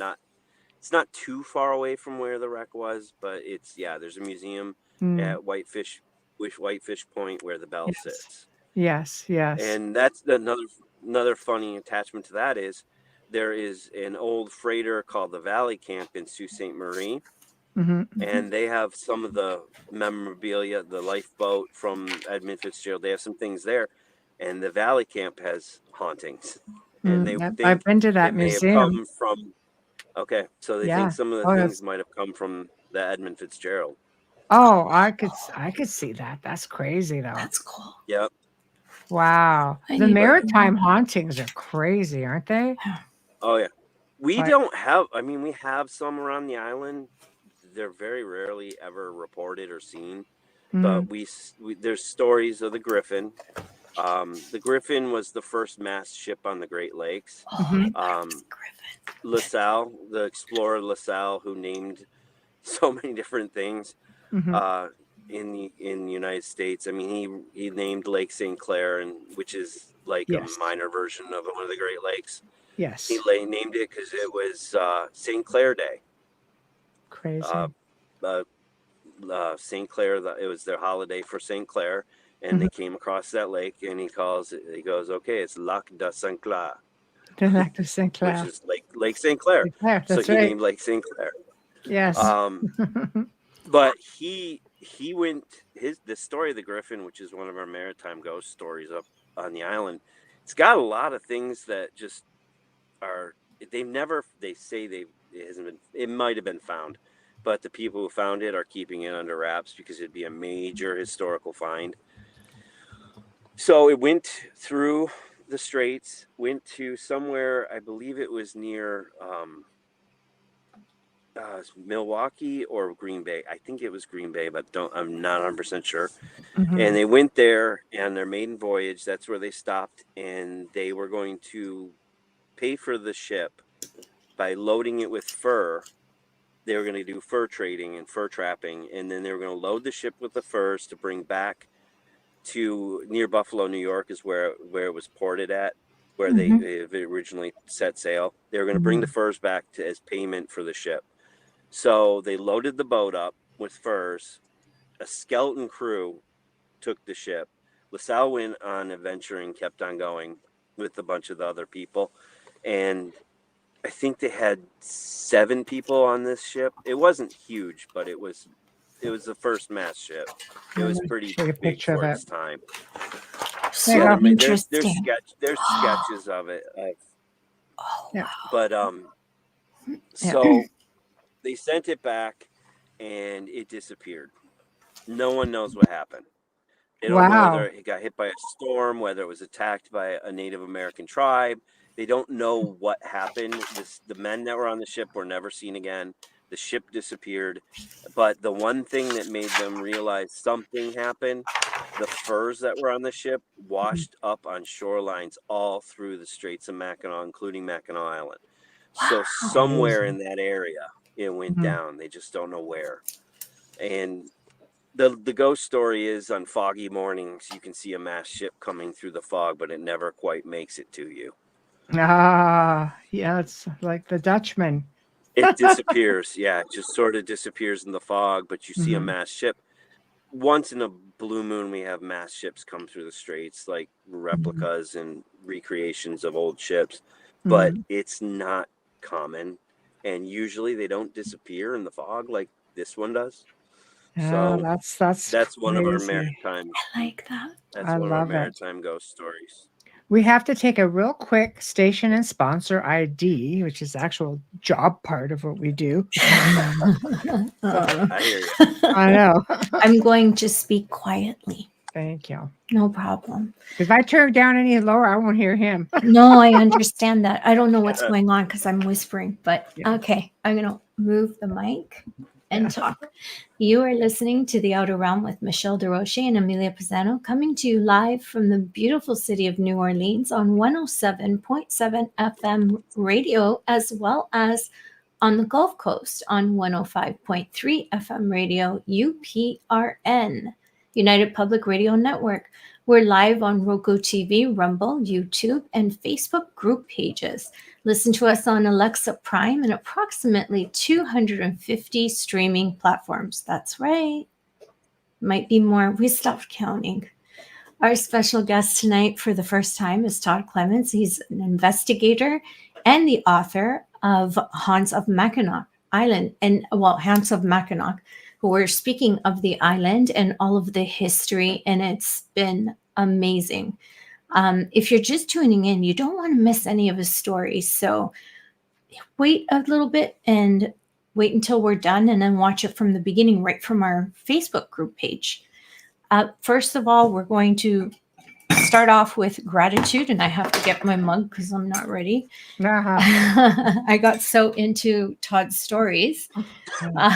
Huge gratitude for all of our sponsors. Thank you, Folgers, from our first episode with UPRN. We thank you for your continued support in sponsoring our show, and we adore you. Thank you, Folgers Coffee. Our fabulous banner and promo media is courtesy of Steve McGinnis, horror illustrator and epic artist. Steve also creates custom commissioned pieces and can be found on Facebook. Thank you, Steve. Now, move down a little bit. Our intro and outro is courtesy of Dr. Snick, the Sonic Surgeon, aka Justin Snicker, award-winning composer, vocalist, and musician. You can find his music on Amazon and Bandcamp. Stream on any platform. Find Dr. Snick on Facebook and Instagram. Thank you, Justin. Lastly, the scolding. Are you watching this episode right now? Please give us a like, subscribe, smash the notifications button so you never miss a show. Kindly share us with your friends and family. Help us grow on social media so we can continue bringing you the best in their fields. Thank you. You certainly don't want to be missing the notifications, because then you get to miss the early shows with the recording we're doing tomorrow, which will be live for followers and subscribers only. Everybody else has to wait till tomorrow night. So here we are. Okay. So let's get back down to business. So you investigate outside of the island of Mackinac. Does that include Mackinac City? Like, do you guys do anything out there? We did in the beginning. The one problem with Mackinac City is some of the buildings that had the ghost stories aren't there anymore. Oh, see, right there. That's not cool. Yep. Yeah. I mean, the depot's still there, which is, I haven't been there in a long time. It was a restaurant for a while. They did some investigations, but I never got to a chance to be a part of one of those. I remember it as a kid. Do you remember it as a common. kid when everything was there, Todd? Like still, like the boardwalks? Oh yeah, and I remember when there was a hotel. One of the hotels that was Yes. haunted burned down, and yeah, I mean, there's some ghost stories, but the But island the ghosts is just like don't go away, bizarre. though, right? I guess you just have to What's know where to that? find. Like the ghosts just don't go away necessarily because the building is gone. I mean, I don't sometimes, know. Yeah, sometimes they do. yeah, I know that I've seen buildings that have gotten torn down and Mhm. rebuilt, and the Yeah. ghost is in the new building. Right. So Yes. So we've seen that on Mackinac Island. One of the old buildings got torn down. They put up a new hotel, and lo and behold, guess what? There's a ghost in the new hotel, brand new. Yeah, because sometimes they still And see things in their time, not yeah, necessarily in real time. yep. Yeah. It's the whole idea of dimensional quantum physics, multi-dimension Absolutely. theories, all the things the really, really, really smart scientists are working on that Exactly. I'm sort of trying to follow, and I'm getting a bit here and there. I'm like, It's well, this deep, but makes it's sense cool. for ghosts. It's great stuff. Yeah, it kind of is a good stepping stone for understanding more about how there are ghosts and ghost stories Well, with like interdimensional things. Well, let's talk about that for a minute, because we're paranormal and different fields such as cryptozoology and ufology all connect. So do you guys ever have any UFO sightings out there? Or? We've got a few. I've never seen one myself, but you're right out so there. in You're the pretty isolated. Yep. I don't know a whole lot about I mean, I know the general story. I don't know the details. just because I haven't really. They may be something I put in another book in the future, Nice. just because it has to deal with paranormal, and it may Yes. not be a ghost, but it's something we can't explain. Mm-hmm. In the 1970s, we have the Mackinac Bridge, Yes. which is huge, and Yes. many people are deathly afraid to drive across it. I don't even realize I'm on it sometimes because I drive over it so much until I hit the grates. When you hit the grates and your car's going making all this noise, you're like, oh yeah, I forgot I was on the bridge. I'm on the bridge. I mean, Yeah. you get used to it. The first, when you're not used to going over it, you're just like, we're really high.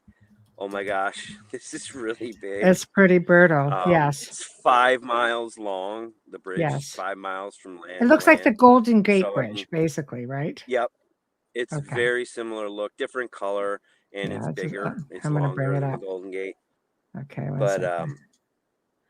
Let's bring this so in sucker the up. 1970s, there was a report of an unknown object flying around the bridge, going all over the place.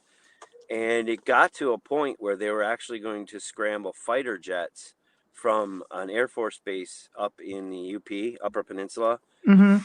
And apparently they got the pilots in the jets. They were doing pre-flight checks, and it disappeared. It was gone. They didn't get the fighters off the ground.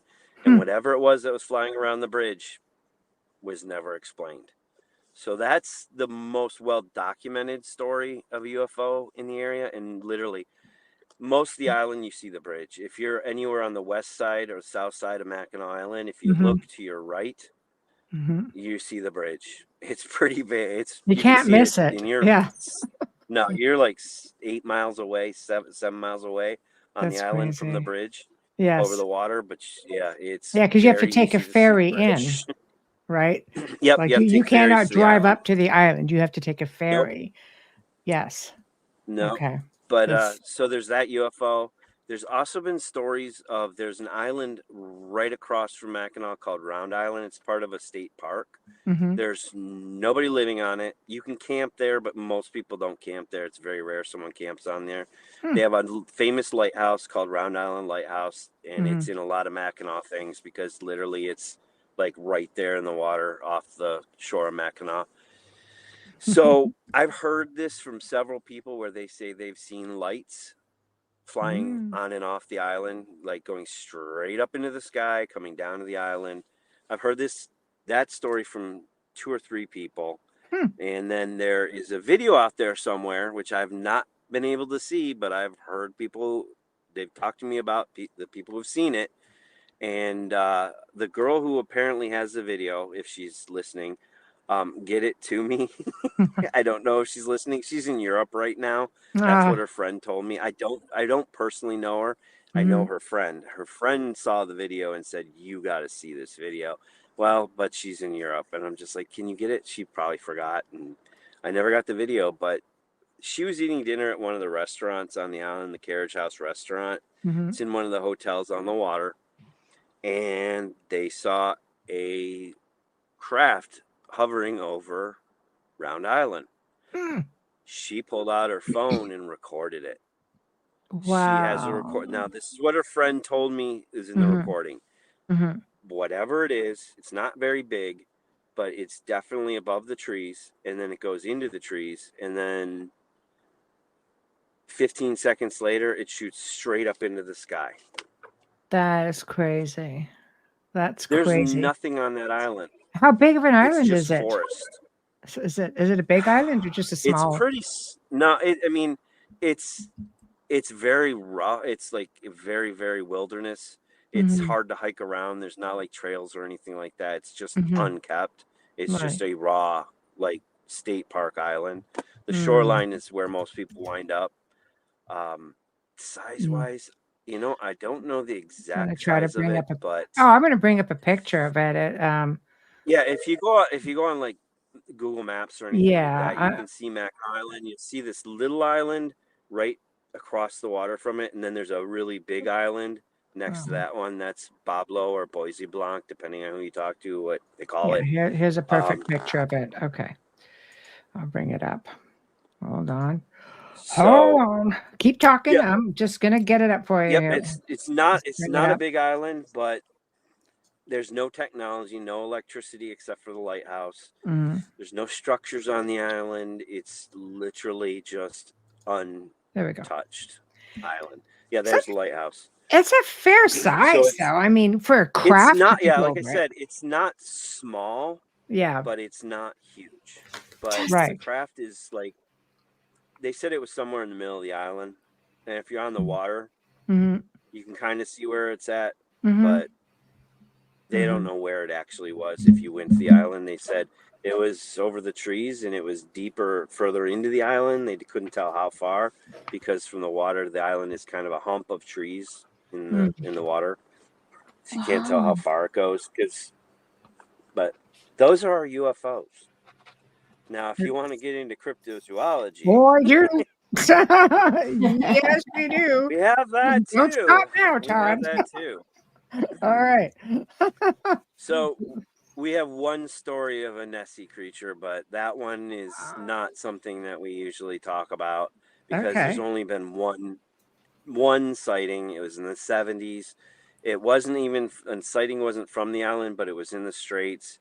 It was off a beach north of Sheboygan, and people reported it to the local sheriff's department. They sent out 2 deputies. The 2 deputies came to the beach. They could see 2 undulating, large serpentine creatures in the water off the 2 shoreline. of them besides that. They said there was 2 of them. I believe they said they were 30 to 40 feet long.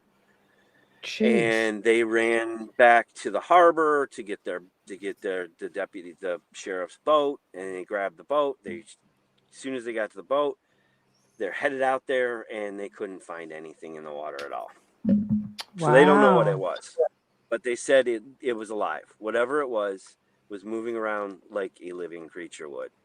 I mean, it could have been a case of a log in the water moving at the waves, which is a debunker's story. Mm-hmm. The problem is where'd the log go, and why were there 2, and why were they moving around like they were living creatures? They said it wasn't a log. It was something else. And the funny thing is there's stories of them throughout the Great Lakes. I mean, they have There different is names. Lake Ontario, Lake Michigan, which has a Michigan Triangle. Superior is so deep. Yep. You don't know there's underwater caverns. They used to do mining out there in the water. Yeah. There's caves off the shoreline that you can look and go, whoa, that goes. It's Just below the water about line, portals, and it's even deeper. But so we have that. But the one that has been a legend, and I've read stories about it back from the fur trading times, is little dancing lights. I believe this is how it's pronounced. This is what I call them, just because someone told me this is what they're called. The Potawatomi. Yes, is what we call them. If you look at the word, it looks more like Pajawajanini. Right. Yeah, I just call them Potawatomi because it rolls off my tongue the best. Right. And yeah, it looks sort of like that, and that's what he called it. I said, "Can you spell it?" He goes, "Kinda." And I was just like, "Yeah, it's close enough to Potawatomi." Right. So the stories of them go back. The oldest story I have of them that's written down is during the fur trading times. There are Native American legends that talk about them further back. They're like the little dancing people called the Potawatomi. But they aren't people. They're more like lights. And legitimately, the closest relative to these lights that people have seen is what they see in Ireland. They see in Britain. They see all over the world. Almost like Northern Lights. Loosely called fairies. They're not Northern Lights. They're not fairy the Northern Lights. Yeah. So I've heard the stories. I knew a few people on the island over the years that said they've seen them in the woods. And they aren't there long, and there's a burst of them, and then all of a sudden they all disappear. And I'm a skeptic as much as I am a believer. I'm like, I want to believe it, but it could be a firefly. It could be a million different things. It could be a flashlight. There could be ghost lights. Not likely to be. Yeah. Yeah. it's not swamp gas because we really don't have Yeah. swamps in most. No. There's a few swamps on the No. island, but they aren't methane swamps. There's not a lot. It's not like, what do they call it? Yeah, there's a million names I for can it tell you, too. Todd, I personally, through the decades of doing this, have gotten a lot of reports actually about fairy folk and things of that nature, fairy trees, images sent. We have a guest coming on next month. She wrote a book about fairies in North America. I can't wait to freaking hear this. Oh, She's amazing. I want to read that too. I Right? wanna read it too. Well, yeah, because because I'm interested in these, and I've been doing a lot of study on that too. More after, well, basically what happened was I heard these stories from people. So I'm walking home from work. I lived about 2 miles away from downtown, up the hills, into the woods, past all the big, beautiful mansions that are on the bluff. So I'm walking in front of one of the big cottage mansions, and there's an empty spot between two of these cottages. And it used to be a cottage that burned down. Nobody died. It was just a accidental fire. It burned down. They never rebuilt it. And in the spot between these two cottages is basically a beautiful garden. There's a gazebo, and didn't think anything of it. I've walked home a million times, this exact same route. Never thought anything about it. No ghost stories where I'm walking. So I don't think I'm going to see anything at all. And I see off in the distance in this garden behind a fence, I see a light.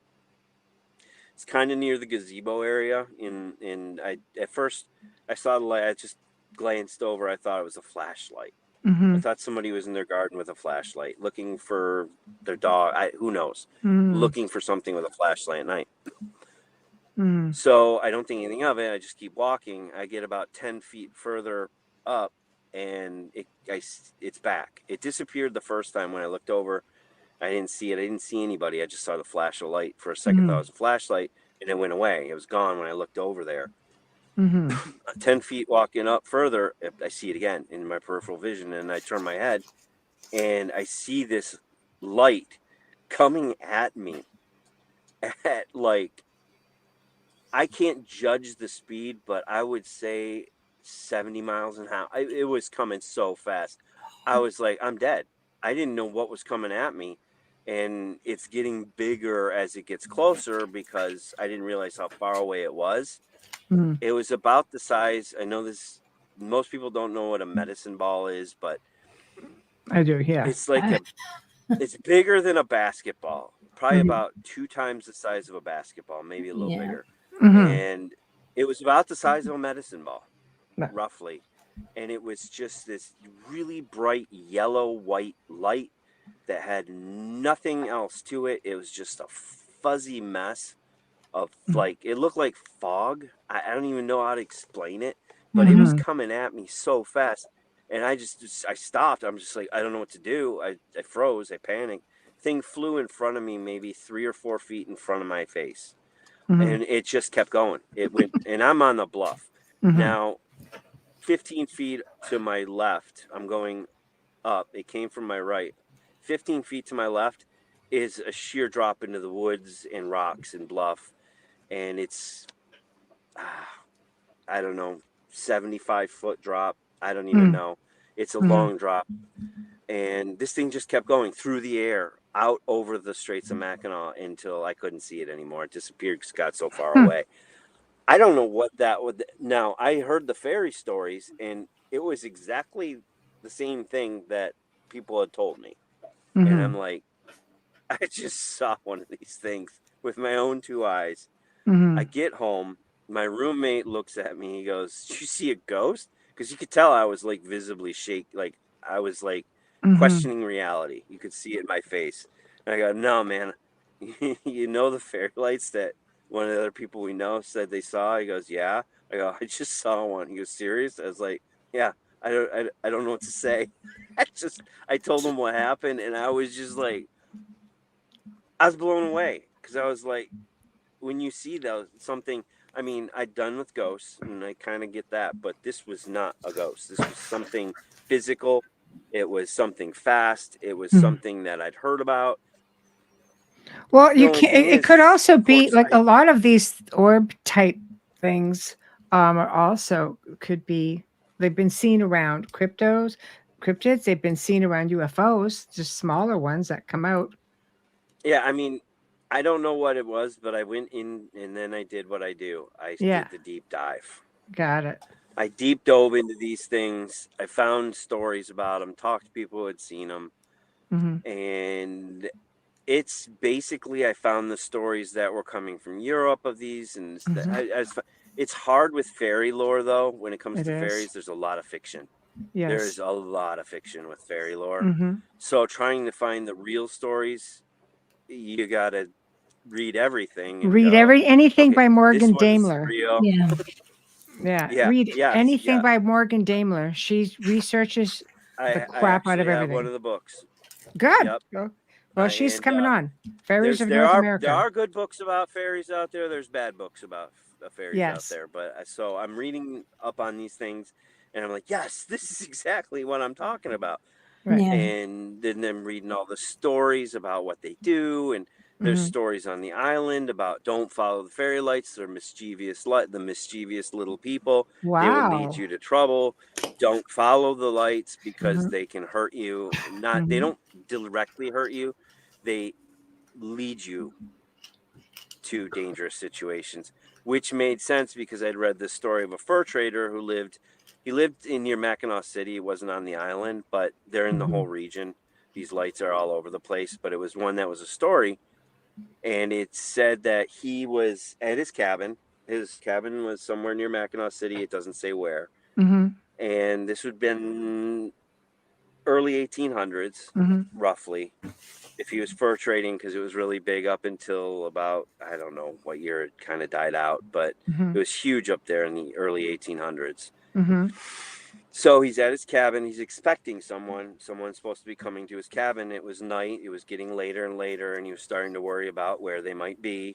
So he went out of his cabin, put a lantern on the door in the doorway of his cabin, Hmm. so he could see his cabin in the dark. And he's walking away from his cabin, calling out to someone, seeing if they answer because they might have gotten into trouble, Hmm. see what happened because the person that he was expecting didn't show up. Of course, there's no cell phones, there's Hmm. no telephones, there's nothing back then. So it's literally your voice. Right. And he left the lantern on so that he could find his way back home, and so whoever was coming to his house would still be able to see where the house was in the dark. Hmm. He's going further and further looking for this person, and then he says, well, maybe they came to the house, so I should go back and see if they ever maybe they're at the cabin. Hmm. So he turns and he starts heading back towards the cabin. He can see the light that he lit on the lantern he had lit on the cabin. He starts following the lantern and starts realizing that he's not getting closer to his cabin. And all of a sudden he realizes he's walking into like swampy areas. He's Oh. like, Hmm. this is not near my he's like, the swampy area is nowhere near my cabin. It's this way. My cabin's that way. Hmm. So he sees this light. He turns around to where his cabin should be, just based on his memory of where he's at, and Hmm. he sees the lantern on the cabin in a different direction. Turns back, and the lantern he was following is gone. It Ah, disappeared, vanished crazy. out That's in a swamp. crazy. Yeah. And it was out in a Oh. swamp. So this thing was leading him into a mucky bog swamp where he Yeah. could have possibly gotten his feet stuck and he'd die out there. Yeah, he could have drowned. So he winds up getting back to his cabin. His friend, the story kind of goes blank after he gets back to his cabin. It doesn't say whether his friend showed up or what happened, but it was just the story of him following one of these lights, and Hmm. it was leading him into certain peril. And Wow. That's I've seen him. insane. I've seen the lights. I've Yeah. seen him 3 times. I've been with people that had seen him while I was with them, but I wasn't looking in the right direction. They don't last very long when they show up. No. No. They're extremely I've difficult to photograph yes. because they move. There's stories of them all over the world. It's Yeah. crazy. Oh yeah, These things. I've done a lecture at some of the paracons and things on them, Hmm. and basically they've been seen on 6 of the 7 continents. Hmm. The only place they haven't been seen is Antarctica, and there's not too many people down there. There we go. Well, they've been if they seen all have, the they're not continents. telling us. Yeah. Yeah. Right. Antarctica's got their I own mean, stuff.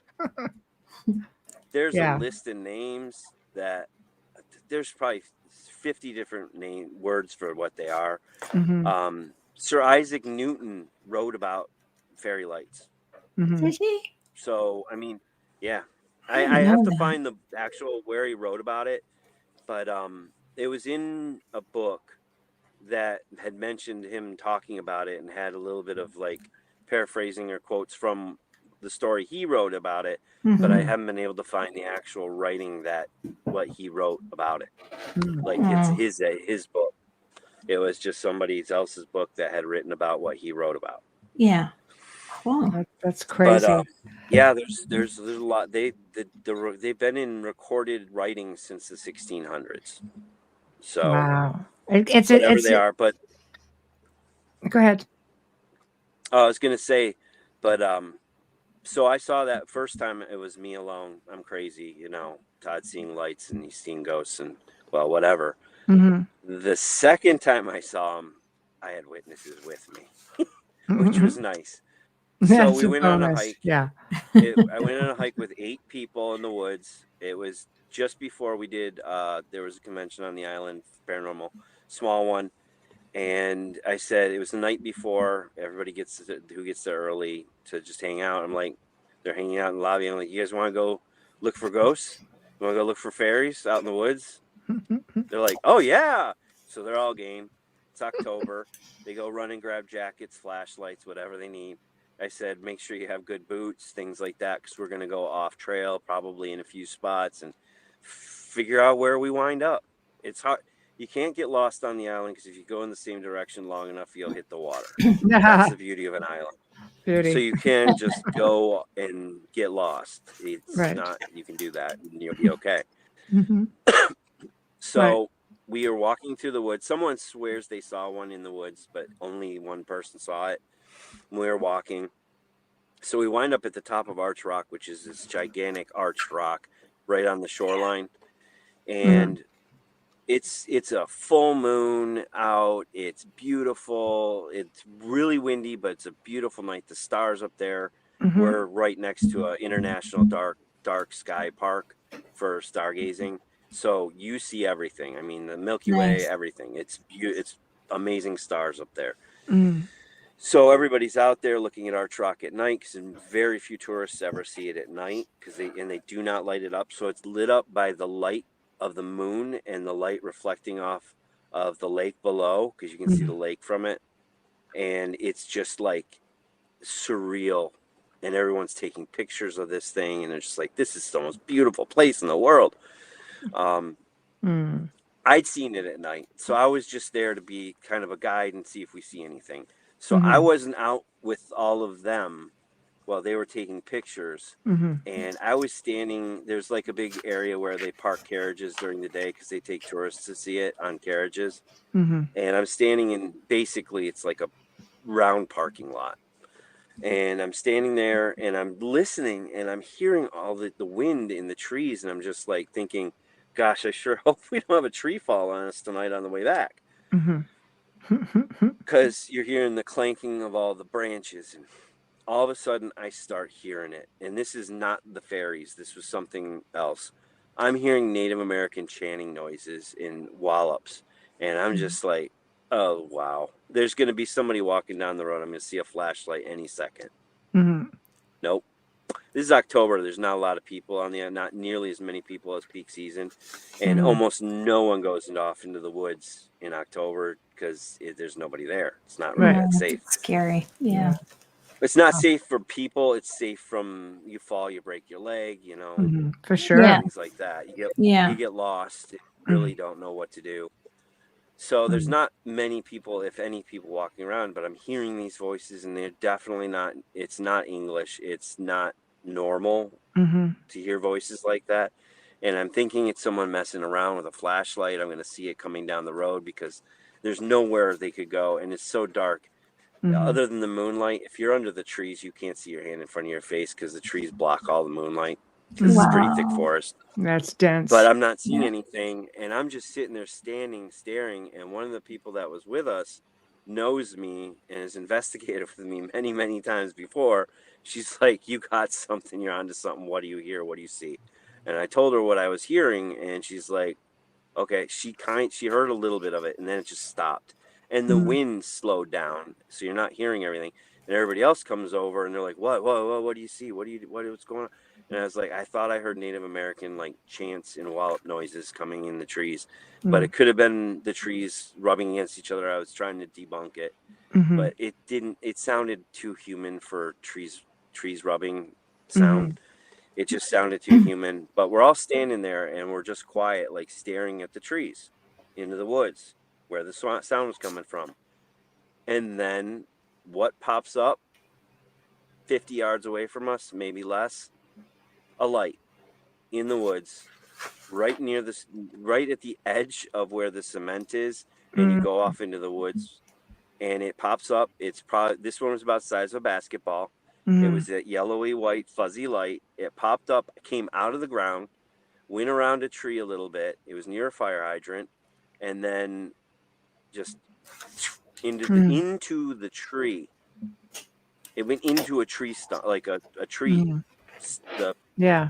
And everybody's there, like they all saw it. We all saw it, and they're just like, one of them was like, "You really aren't crazy. I saw it too. I thought you were making up the fairy story. What the hell was that?" So I was just like, yeah, Exactly. Yeah. So it's always great when you have a witness. That's for sure. I could do this all night, but unfortunately, I know. yeah. Me too. And I barely touched the surface. I mean, there's so much more. Well, There's a you know lot more. what? We could probably do this again. So I would I'd be love happy to do it. Yeah, I would love How long to. have we been? Yeah, wow, 2 hours. Wow. It flies, It doesn't goes. it? Yeah. Yeah, it flies when Sorry. you're having a good time. Don't No, apologize. you have No. great stories. Don't worry about that at all. We'll definitely work out another date. We'll just have to backtrack and make sure that you send me over. We'll have to keep track of what we talked about tonight to make sure we're getting for sure. everything we didn't get. I was gonna say, on the next one, I will tell you where those Native American voices may have come from. Oh, I love it. And you know what? It is paranormal, and it's a huge story that's very controversial about Mackinac Island and why it's called Mackinac. I would love that. I would love to hear that For sure. story. And you know what? Like if you have like maybe some ghostly images that you'd like to share, or as you can see, we could put things up on the screen, things that you may publicly have shared. Tons of photos. Yeah. Some of them are like the kind that make skeptics believers. Well, yeah, there's 3 of them that are, in my opinion, they don't get much better. Well, we you love can make to out their clothing, the color, their hairstyle. You can tell out everything on these photos. Well, you know what? Our people would be down for that in a very big way. So before you go, tell everybody how to find you. You've got the tours coming up. Yep. I mean, they go year round, but must be like, well, the tours go until October 26th is our last tour of the season, because every hotel shuts down except for a Airbnb, or not Airbnb. There's a bed and breakfast and a very small hotel that stay open year round, but the tourists pretty much stop coming. Excellent. So you will see it go literally in 1 week. It's tons of people. You can walk down the street and see like dust bunnies blowing across the street, and there's nobody around. Dust bunnies are good. Having the island to yourself is good. That's good. Yeah. You know. But we're open. We open usually early May, and then we go until all the hotels close in October, which this year they close the 26th is their last night open. The 27th, everybody checks out, and we're done for the season. So the website for everybody is? Yep. hauntsofmackinac.com, and Mackinac actually ends with a C. A lot of people call it Mackinac. That's not how you say it, but it is how it's spelled. It is Mackinac with a C. Well, it's a French spelling. So. I was just going to say Canadians pronounce it properly. We have it in the show description as well, so they'll be able to find it there. So thank you so much for joining us. It was such a pleasure. I love the stories. I really, really dig it. Thank you for having me. Oh, it's Thank a you pleasure. so much. Like I said, near and dear, because it's just something that with both my parents being passed and having their honeymoon there. And of course, they have the kind of honeymoon, they bring a bunch of friends, so that was all right. But, And so, yeah, then you bring the kids along. So it's like, okay, after the fact, of course, many years. So I'm really, really happy, and you validated so many different things. So thank you. And I will be in touch with you because I would like to book you again. We are booking into January.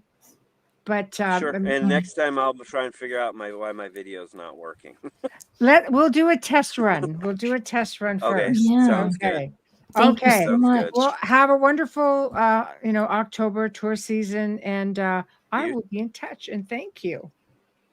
You too. And down in New Orleans, one of my favorite cities. Another party town in October all year. Yep.